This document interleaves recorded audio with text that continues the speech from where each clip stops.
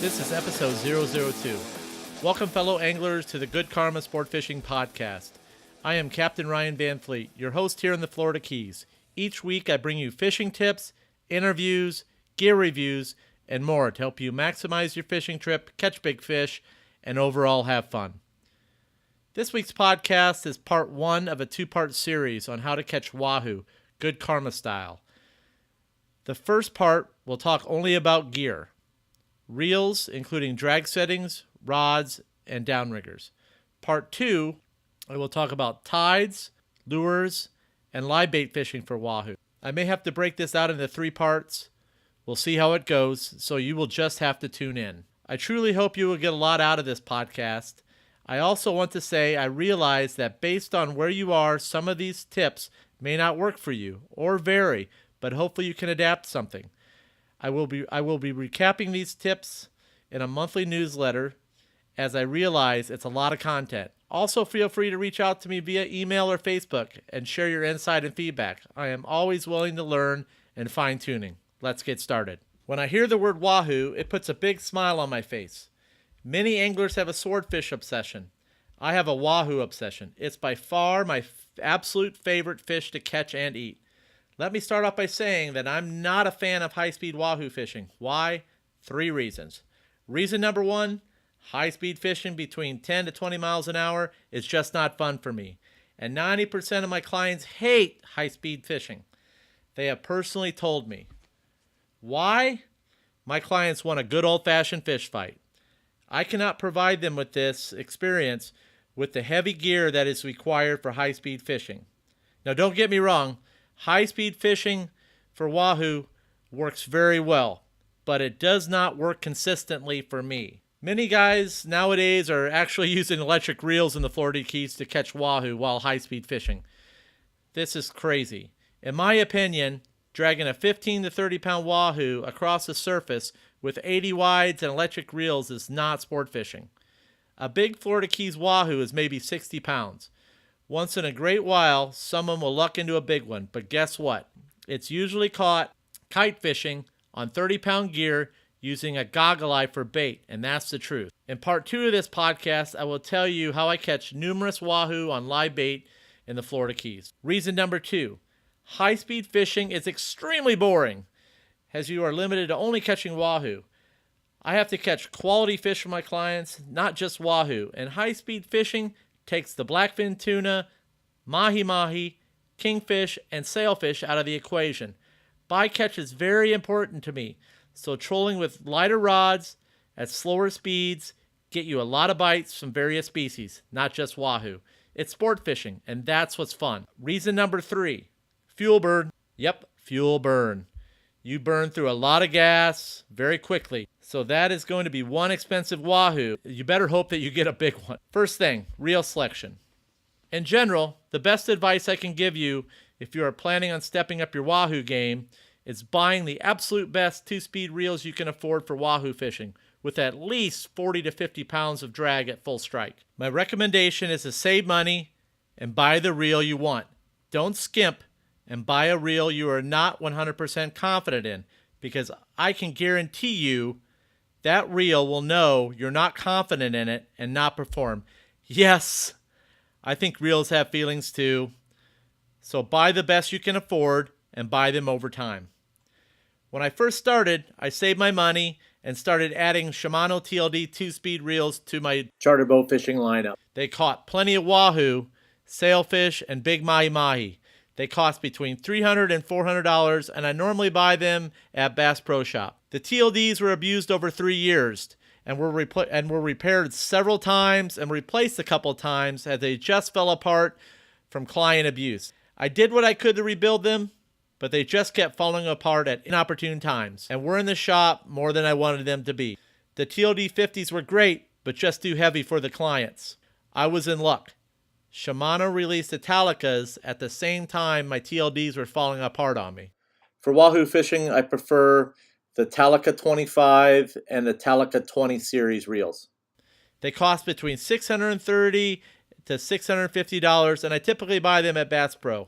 If you're looking to upgrade to a lightweight reel, that has amazing drag, and I highly recommend the Shimano Talica over all other brands on the market. I did test an accurate reel, which was new, side by side over 6 months with a Talica 20. I gave it an honest try, but it did not compare.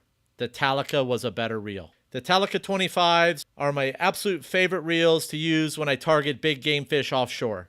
I have caught marlin, 40 plus pound mahi-mahi, and big wahoo on these reels. I have 100% confidence in these reels when it comes to catching big wahoo. Next, I'm going to talk about the reel setups. Quote, never bring a knife to a gunfight. A great quote from several famous movies, but it's very true. Wahoo have an armor-plated mouth, so driving a hook through its armor-plated jaw can be very challenging when trolling at slower speeds. So everything has to be right with the reel if you are planning on using it for wahoo fishing.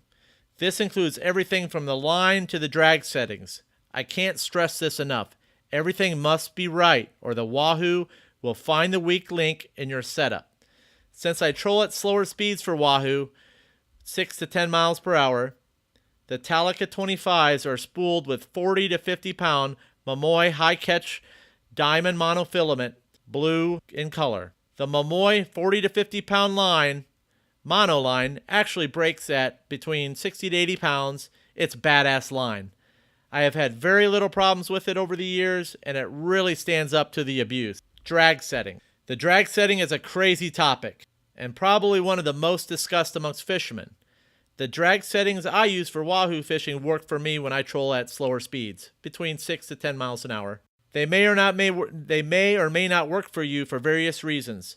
So these are my learnings and my recommendation. Each morning prior to the charter, I set my reel drags at 25 pounds in the strike position using a handheld scale. When I wahoo fish at slower speeds, 6 to 10 miles an hour, and when the notorious wahoo strike occurs, I leave the rods in the rod holder and let the boat drive the extra sharp hooks into the armor-plated mouth of the wahoo.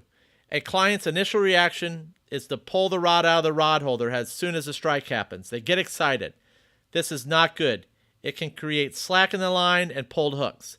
I will not let the clients touch the rod until I feel the hook is set. Before the angler puts the rod in the belt, I let them do one swift hook set just for good measure. From there, I will have the angler drop back down to a 20-pound drag setting on the reel. This 20-pound setting helps prevent from ripping a sharp hook out of the wahoo's mouth. At the end, when you sink that gaff into the fish, there's no better feeling. At the end of the day, the mono top shot gets removed from the Talicas that took the abuse, and a new top shot goes on. The line that is run on the downrigger needs special attention, as the force that is put on this line throughout the days causes major stretch. I do it for more of a mental thing. I want it all to be right the next day, no skimping. This setup works well for me and catches me a lot of fish. Next up, rods. Wahoo are just damn right angry fish. Almost every single angler that steps on my boat nowadays says, Captain Ryan, I really want to catch a wahoo, and my response every time, careful what you wish for. When buying a wahoo rod, just remember that not all stand-up trolling rods are wahoo worthy. A wahoo shakes his head violently when hooked, similar to a very angry dog when he is thrashing something in his mouth that he does not want to give up. The right wahoo rod is capable of withstanding these violent head shakes to keep from pulling hooks. I went through a lot of rods. I wasted hundreds of dollars and lost a lot of fish from pulled hooks before I met Brandon Meltzer, owner of Adrenaline Custom Rods. Brandon is one of the best custom rod builders on the East Coast. I told him I was having problems finding lightweight trolling rods for wahoo, the right amount of bend and flex for stand-up wahoo fish. After spending at least 2 hours on the phone with Brandon, he came up with a solution. He said that he had the perfect blank, so I trusted him and ordered 3 rods, 2 stand-up, and 1 bet butt. My lucky pink and gold Adrenaline Custom rods were born out of that long conversation. My client's catch rate immediately went from 70% to 85%, and that is the truth. The rods were built correctly for the application.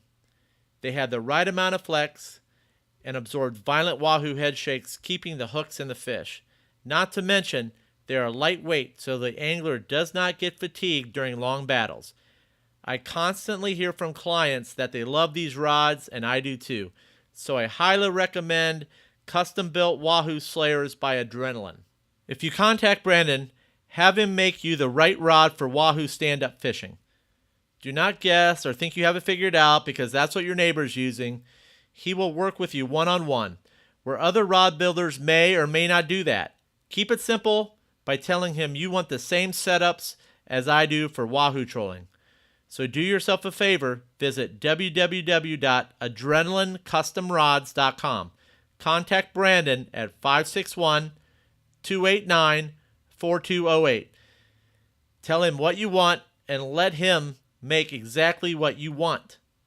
If you tell him you heard about his rods through the Good Karma Sport Fishing podcast, he will give you 10% off your initial purchase. Now let's talk about downriggers and my setup.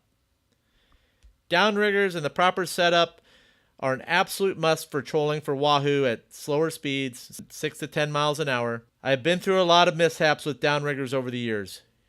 Here is what you need to buy. Do it right the first time. Parts and mounting. Do not use plastic mounts. Trust me on this one.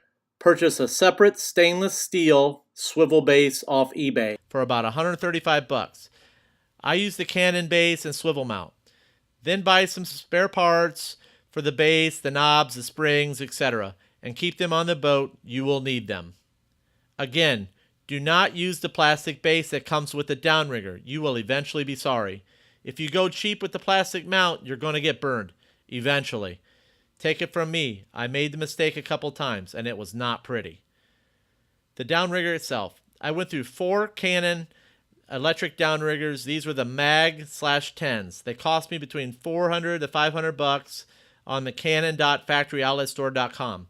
I had tons of electrical problems with these units, and after racking up big mechanical bills for repairs, I came to the conclusion that these downriggers just could not handle the stress of offshore fishing, so I had to make a change. I just finished up year 2 with the Canon Mag 10 STX-TS electric downrigger. I spent a little extra for better quality. It cost me about $800, and I purchased it through the Canon Factory Outlet Store.com. It has superior corrosion resistance and overall just a great machine.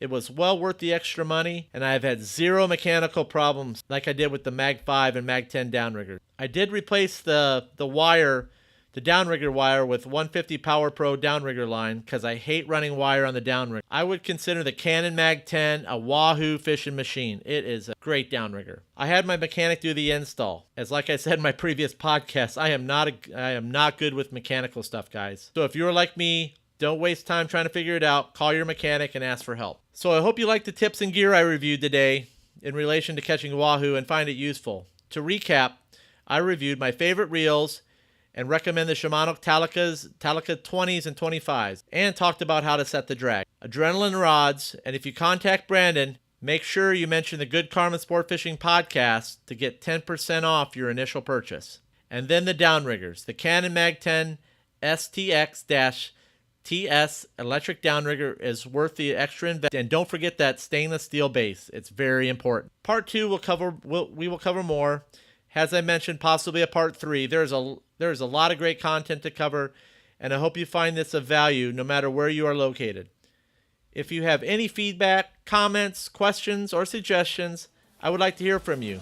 You can find me on Facebook at Good Karma Fishing Charters, or you can email me at goodkarmaryan@gmail.com. Please also share this podcast with a fellow angler, and check out my website, goodkarmasportfishing.com, and sign up for the monthly newsletter, which will recap this series. Most important, just remember, guys, anytime you're fishing, it's all good.